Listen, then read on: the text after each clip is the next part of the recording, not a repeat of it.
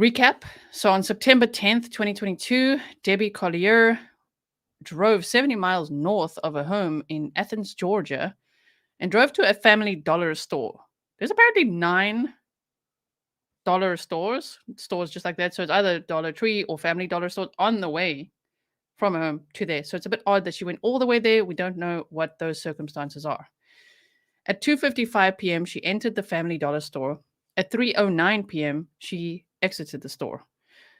At 3:17 p.m., she sent a Venmo, and with the surveillance footage that we've now seen, she actually backs her car out and then parks again, waits some more, then sends the Venmo, apparently, right, based on the timeline. It fits the surveillance footage, and then drives off. So it's not like the car just stood in one place the whole time. It was parked, and she came out the store, then moved, parked, waited a bit, and then she left at 3:19 p.m. And then on September 11th, 2022, these are not her remains. This is a picture of a jersey. I just wanted to show you to remind you of the crime scene and everything. Her remains were found south of the Family Dollar store. So that's where we looked at that as well. Yesterday, we looked on the map and everything. We had a 3-hour stream. We had Neverless True Crime here with us. So that was really great as well to have him with us. So I'm just going to remove this from the studio and this to make some space because I want to show you a video now that I've made for you guys from one of the Grizzlies that was there. This one. Okay.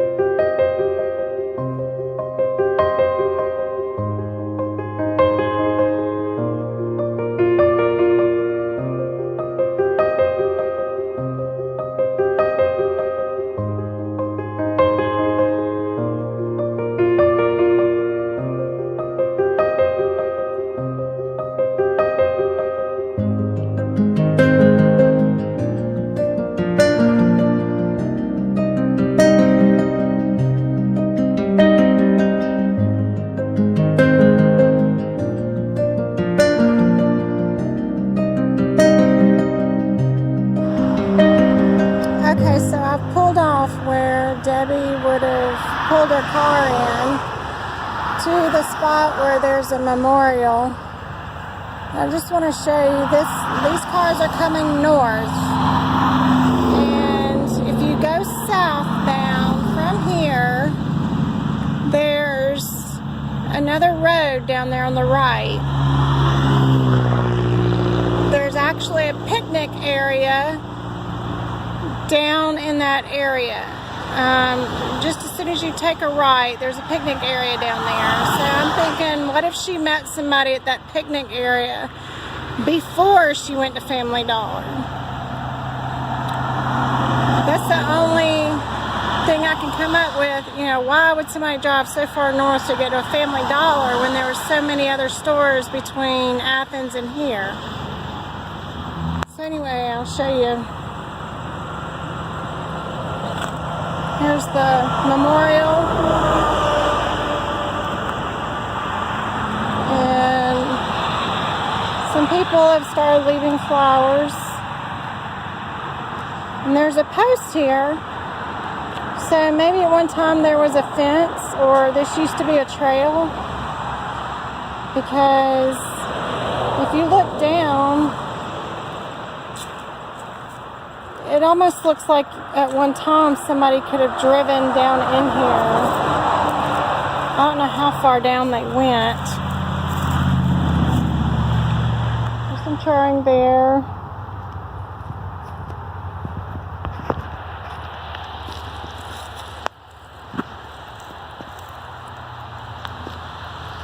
And it looks like this is the trail because there's crime scene tape.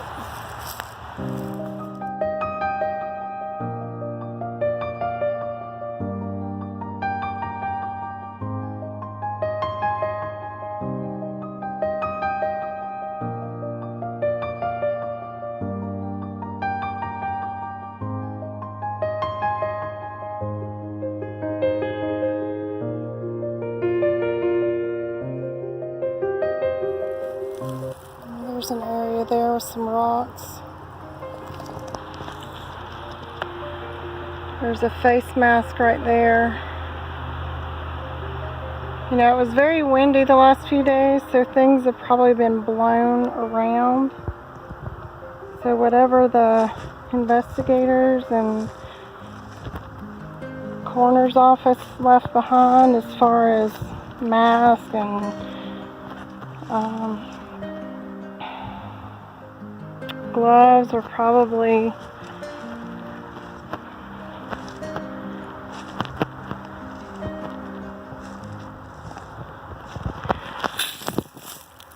there's a squished up Pepsi bottle. There's more tape, so I guess this is it.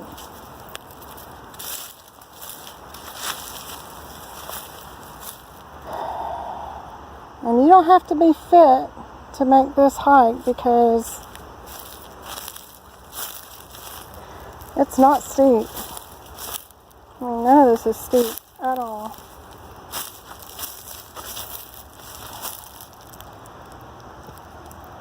Yeah, that must be it, guys. Right there. Oh my God.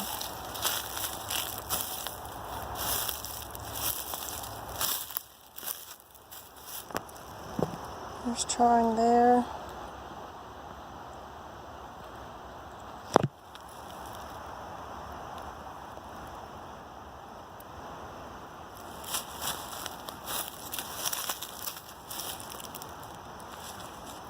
Oh, dear Lord. This poor lady. So there's the root ball. I don't know that that looks like charring or not.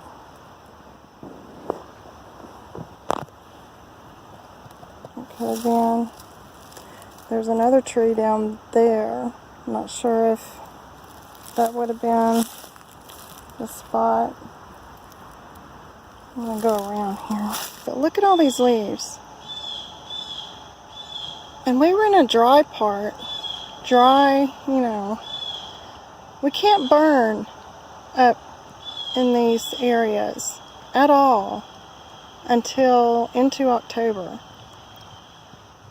So you would think if something was burned here, there would be more burned leaves. So, you know, did the tarp, was she burned somewhere else and wrapped in the tarp and brought down here? I don't know. It's just crazy. Anyway, I'm not going to go back any further. Oh, wait. Yeah, maybe that wasn't it. Now I'm seeing blue stuff. Oh, Lord. Okay, this is not an easy walk.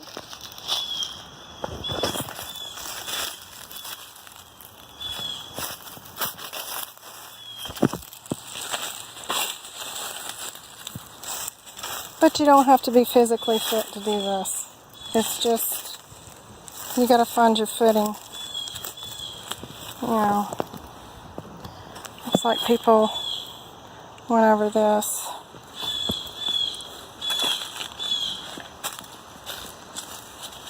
So I'm going further back. Oh, now I've seen it. Okay, so that other root ball was not it. Oh, God. There's gloves. This is much steeper. There's a stream down here. This is an incline, you know. You can't tell from my hand, but it is like a 45-degree incline. And you gotta go under the rhododendrons.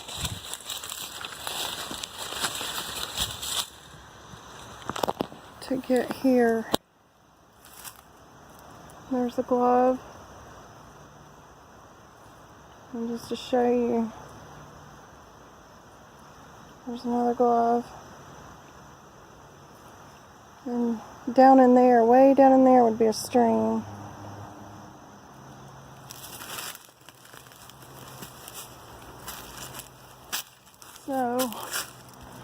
somebody had to have helped her walk back through here. But you could do it, even if you had a bad back, you could do this.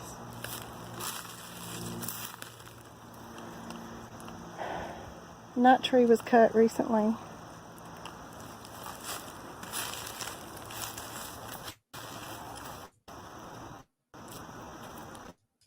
Oh God.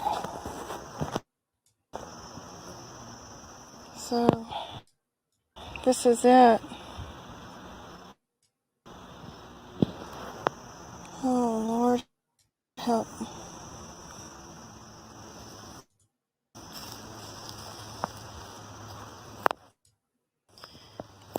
And you can see, let's see, that would be the corner of a tarp. That red could be part of the tote bag.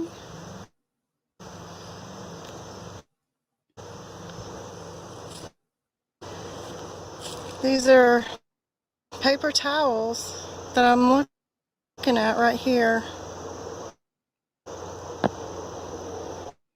Oh, this poor lady.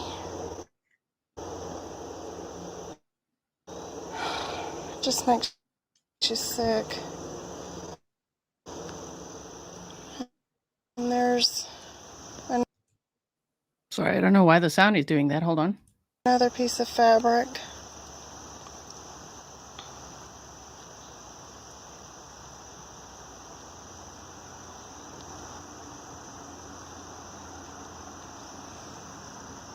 But from here down that direction, that's steep. I mean, you can walk it easy, you know. You don't have to be physically fit, but if you're not used to walking through here or hiking, you know, it's not very appealing. You could turn your ankle in a heartbeat. And I'm having to hold on to things. Okay, so this is where I came from, and my car is parked way up there about, I think it took me 8-9 minutes to get here. So I'm gonna go back to the car. I hope this helps kind of visualize what her walk would have been like. Oh. Notice this on the way back up. More charring. I wonder if kids come down here and have parties or something, but I'm not seeing any alcohol bottles or anything. So this is where we came in. This is about 2 miles. That road is 2 miles off 441. That's the entrance. This is a little picnic area. Lots of parking spaces, lots of woods. It's a vault area. And then you just walk back there to the picnic area. So she could have driven down in here and met somebody and then gone to Family Dollar after, you know, she was threatened and given instructions. Because this is just right down the road from where she parked later.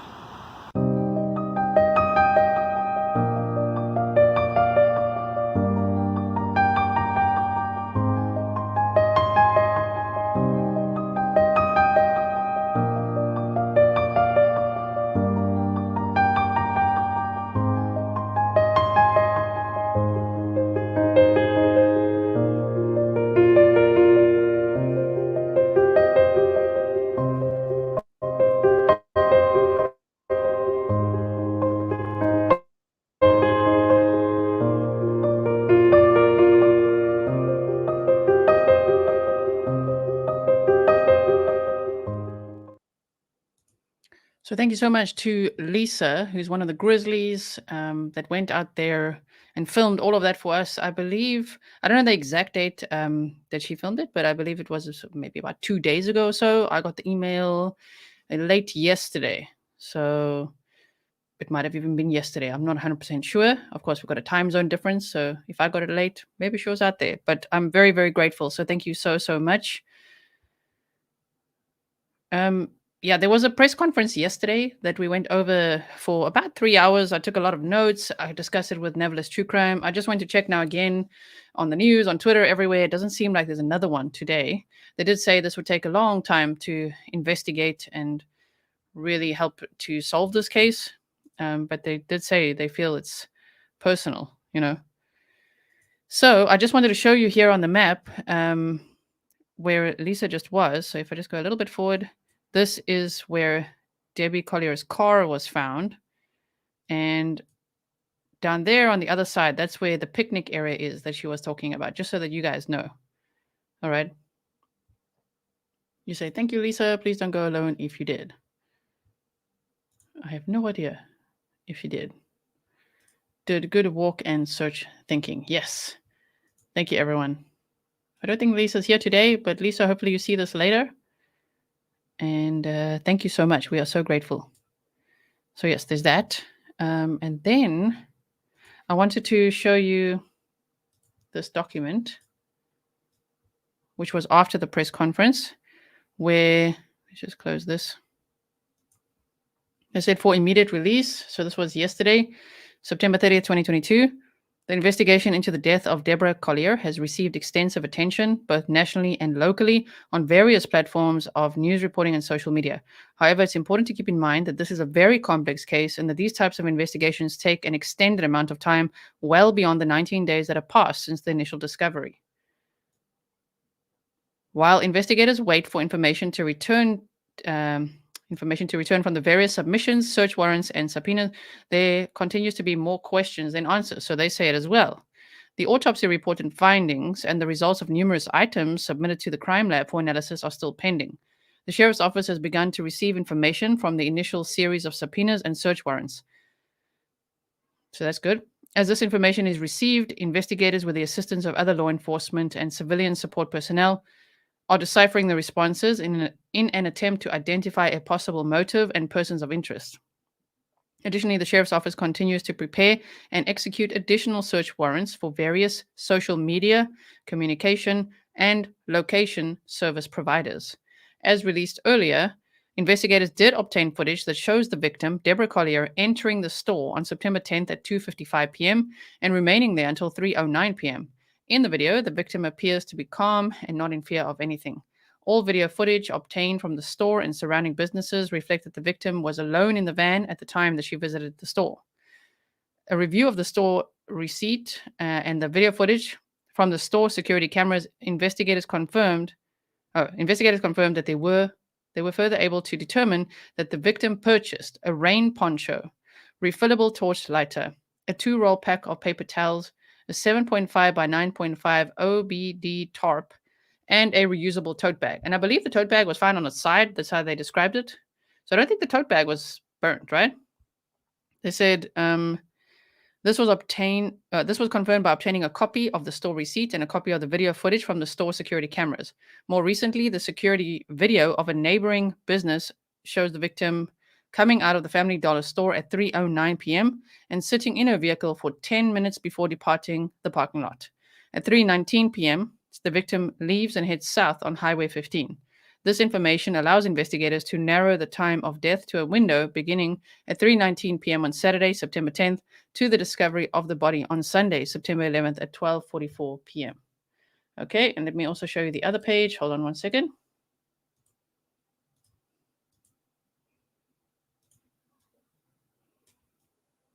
In an attempt to address the suggestions of this being an unalive oneself or the work of a serial killer, we want to reiterate that there's nothing that has come from this investigation thus far that would support the theory that this was self-inflicted or that it was a random act of violence.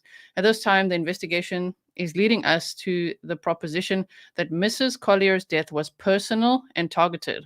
The Habersham County Sheriff's Office Criminal Investigations Division, with guidance and support of numerous law enforcement and civilian support resources, is committed to remaining vigilant in investigating the death of Deborah Collier and continues to encourage anyone with information regarding this investigation to contact investigator Kale Garrison at 706-839-0559 or investigator George Kaysen at 706-839-0560. So there's that update. And then the last thing would, of course, be the surveillance footage. What I quickly want to do is just go to videos here. I just want to see one thing on Twitter just to make sure. Thank you for everyone, to everyone that shared my stream on Twitter. If you haven't yet, please hit the like button and share it so that we can get this out there. I do this for the algorithm, right? And then if you haven't yet subscribed, please do that as well so that you know when I'm next updating you on this case, if you are following this case or the Eliza Fletcher case that we also covered today. So here we go. We've got this. Oh, no, it's not that. Hold on.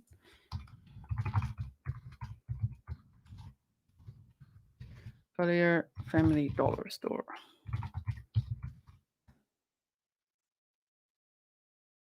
Video. Surveillance. Sorry, I had it earlier. Where is it now?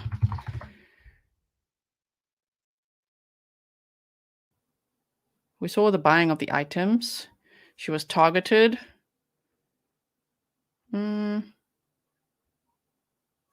It's probably because I need a VPN on. So just bear with me 1 second. Damn it. I definitely think they already know who it was. Continue to vote there as well in the poll. I just quickly want to check my history here.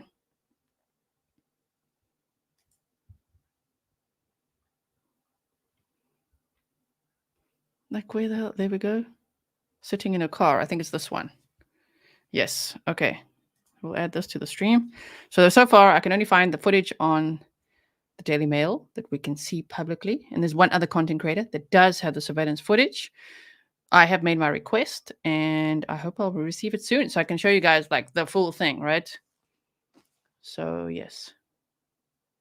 So look at this. If I make it bigger here, you can actually see someone sitting in the car there. But this is what the Daily Mail has, so let's play this.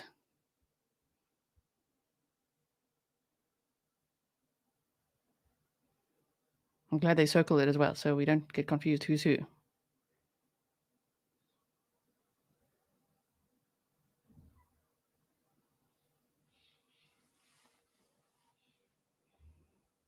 So she exited the store and sitting in her car. Then the car backs out like this. It actually, if you look at the high quality footage, it like backs out, stops for a bit, and then backs out again. Like continues.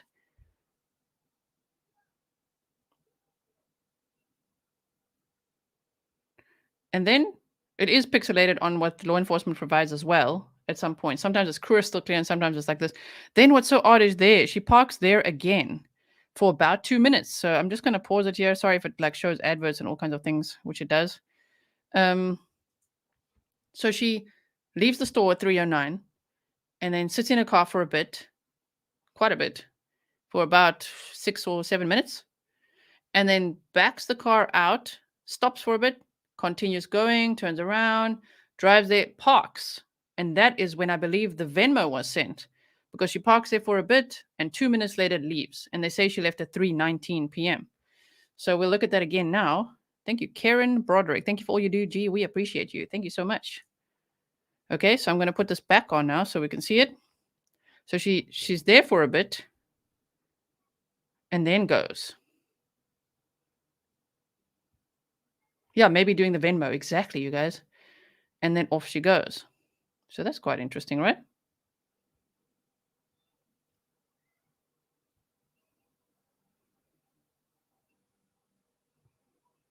And look at how she drives now. Look at the driving, and then instead of just going straight, like doing like a snake-like exit, which is quite strange, right?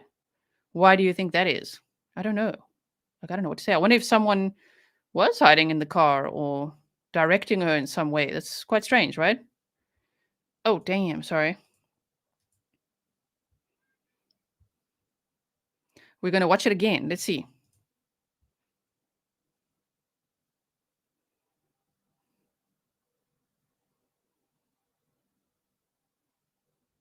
Map directions on the phone, maybe.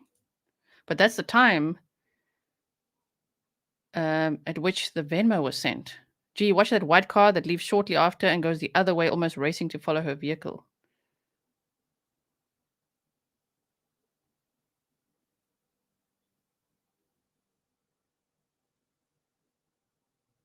Okay.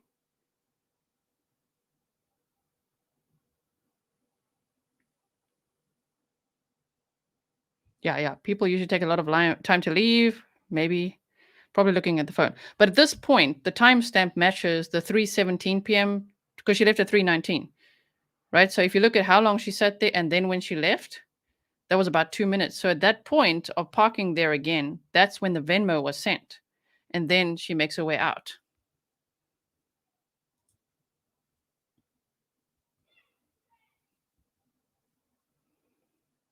And then this white car is what you guys are saying, right? This car? White car was someone picking up food, not involved.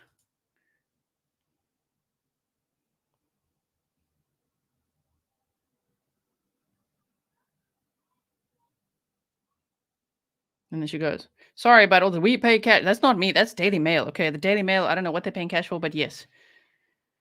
One more time, you guys. One more time. And when I get the footage, the full file, which is huge and high quality and all that, I will share it with you. Okay. I'll make sure we can go through it then frame by frame.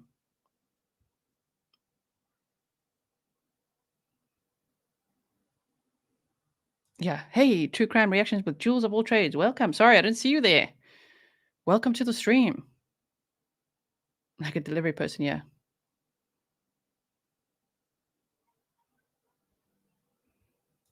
Someone very clearly sent her with a list or demand of things to purchase.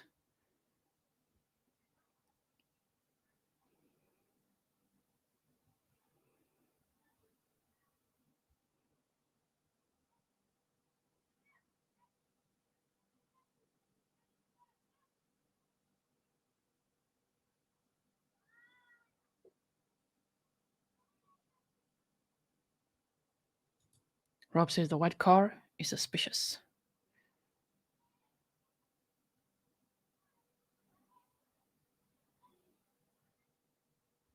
Yeah, those tinted windows, right? Oh my word, the windows are very tinted.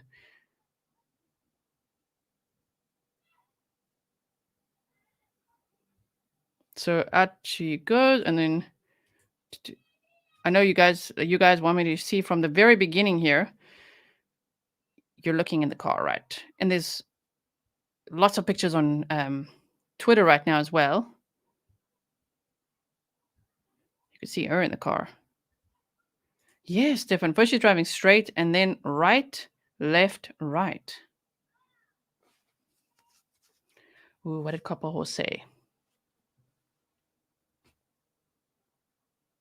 Yes, based on the press conference, it sounded like law enforcement thinks the Venmo was sent from another phone and not Debbie's.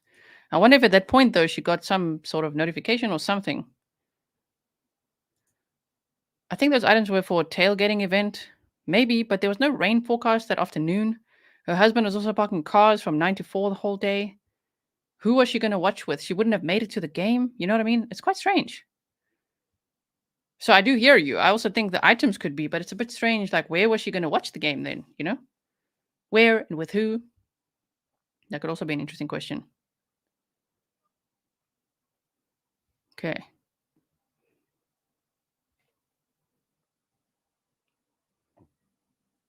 So if you want to, I'll put the link to this Daily Mail source in the pinned comments afterwards so that you guys can see it as well. Like over and over if you want to analyze it and take photos and all of that. Okay. I just want to see if there's one more. There's some screenshots I made here. Hold on 1 second. It would be here.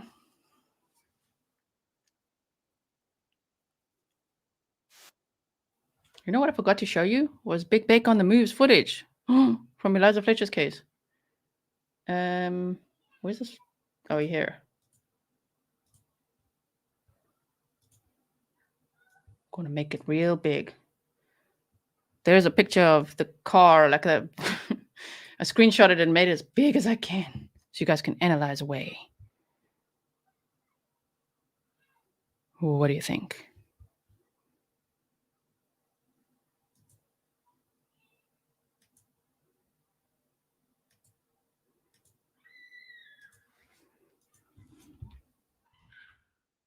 Okay.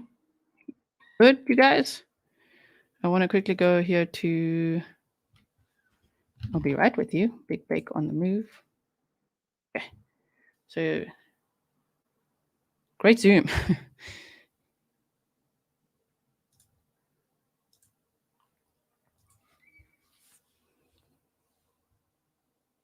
Okay. So, pause that whenever you want. There's also lots of pictures like that on Twitter. If you're on Twitter, follow me as well, at Grizzly Gisela. All right. So, feel free to share your thoughts also in the comments below once the video ends. I'm so sorry I forgot to show you the Big Bake on the Move video when I covered the Eliza Fletcher case. I would still like to show you that if you're interested. We just did that earlier, Eliza Fletcher with a full autopsy report. So I'm going to show you this now because he actually was also boots on the ground there. PGP says the mods are amazing. I love this channel. Thank you so much.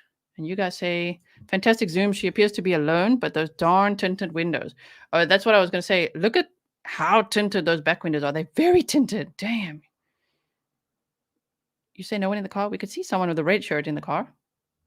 She's in the car at that point. Yes. Yeah. G and T. I do want to do a stream on G and T this weekend, so look out for that. If you haven't subscribed to my second channel, please do that so you can look what I'm up to there. I want to talk about Letitia Stauch over there. Big Bake on the move in the house right here at the right time. So that, you guys, wraps up the Debbie Collier case. Earlier, we covered the Eliza Fletcher case. And now, back to the Eliza Fletcher case, full autopsy report that we just... All right, everyone. Thank you so much, and I will see you again soon. It's dinner time over here now, so that's what I'm going to do, and then maybe I'll be back later on the other channel. So make sure you subscribe over there and hit the bell over there. And remember, Big Bake on the Move, subscribe over there too. And yesterday we had Neverless True Crime on, so if you haven't checked out Neverless True Crime, check that out as well. An awesome long live on the weekend, right? It was so fun. Now I'm waffling because I really don't want to go, but I might see you later. Bye, you guys.